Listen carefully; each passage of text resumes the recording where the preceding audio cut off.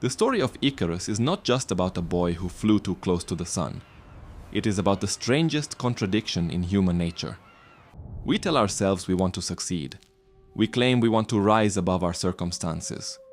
We say we admire ambition. Yet when we examine what actually happens to people who reach for something greater, we discover a disturbing pattern. The ones who fail spectacularly are often celebrated more than those who succeed modestly. The ones who burn out are remembered longer than those who pace themselves. And the ones who ignore all warnings are turned into legends, while the cautious ones are forgotten entirely. This paradox lives at the center of the Icarus myth, and it reveals something unsettling about what we truly value. The original story is deceptively simple.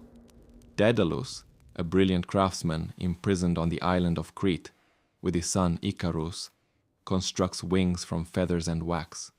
Before they escape, he warns his son explicitly: "Fly too low and the sea spray will dampen your wings. Fly too high and the sun will melt the wax. The middle path is survival." Icarus listens, nods, and the moment he feels the wind beneath those fragile wings, he forgets everything.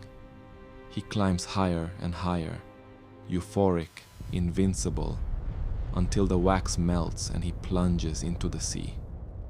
Most people stop there. They say it is a cautionary tale about hubris, about the dangers of overreaching, about listening to your elders. But that interpretation misses the real question. Why do we keep telling this story?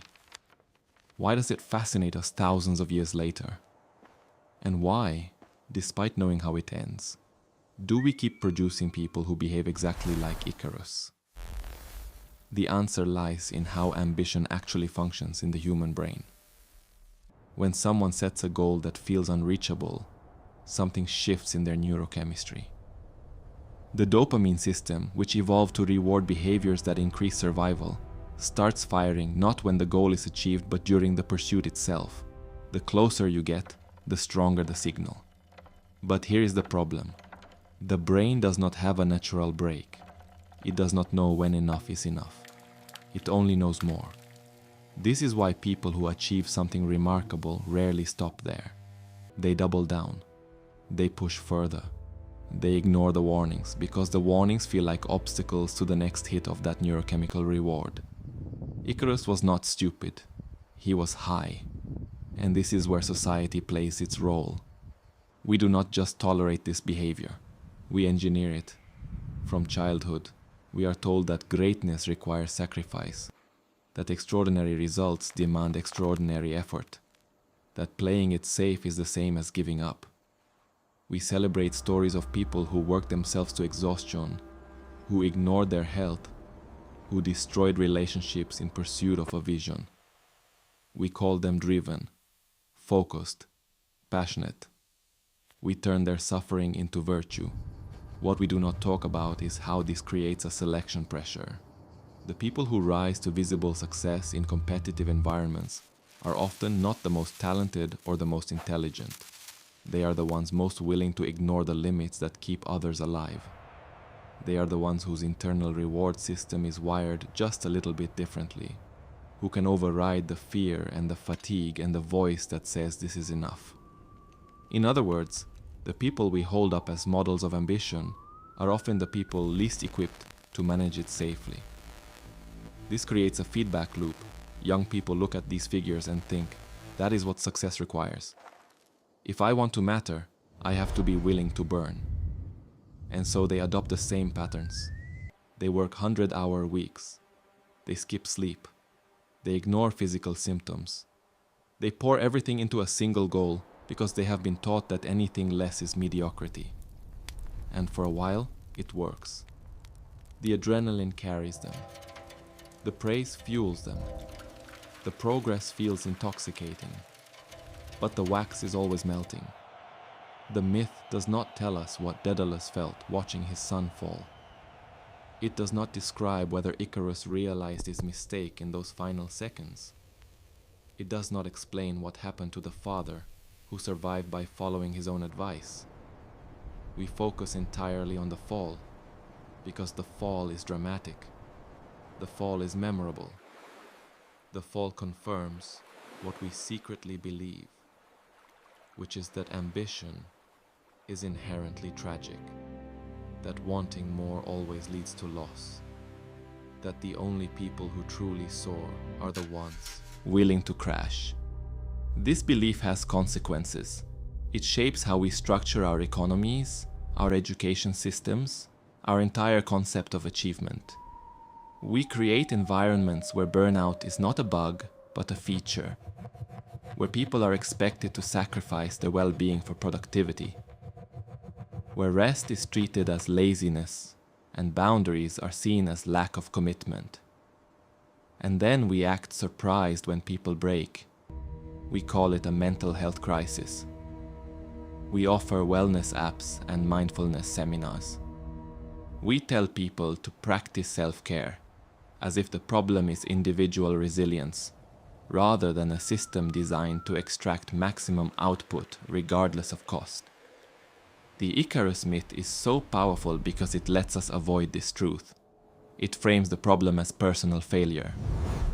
Icarus did not listen. Icarus was reckless. Icarus wanted too much. We do not ask why Daedalus built wings out of wax in the first place. We do not question why escape required flight at all. We do not examine the structures that made imprisonment inevitable. We just watch the boy fall and tell ourselves we would have been smarter. We would have flown at the right altitude. We would have balanced ambition with caution. But the data tells a different story. The majority of people who achieve what society defines as extraordinary success report chronic stress, isolation, and regret about what they sacrificed. The majority of startup founders experience depression. The majority of elite athletes deal with injuries that last the rest of their lives. The majority of people at the top of their fields, when interviewed honestly, admit they are not sure it was worth it. And yet we keep sending more people up with wax wings and calling it inspiration. What makes this even more disturbing is how we treat the ones who do not fall. The people who set reasonable goals, who maintain boundaries, who prioritize sustainability over spectacle. We do not write myths about them. We do not build monuments. We do not even remember their names. They are functionally invisible because they do not confirm the narrative we want. We want to believe that greatness requires destruction, that you cannot create something meaningful without becoming a cautionary tale, that ambition and self-preservation are fundamentally incompatible. This is the ultimate truth about ambition that the Icarus myth reveals. It is not that flying too high is dangerous. It is that we have built a world where flying at a survivable altitude is considered failure, where moderation is equated with mediocrity, where the only way to be celebrated is to risk everything, and the only way to be remembered is to lose.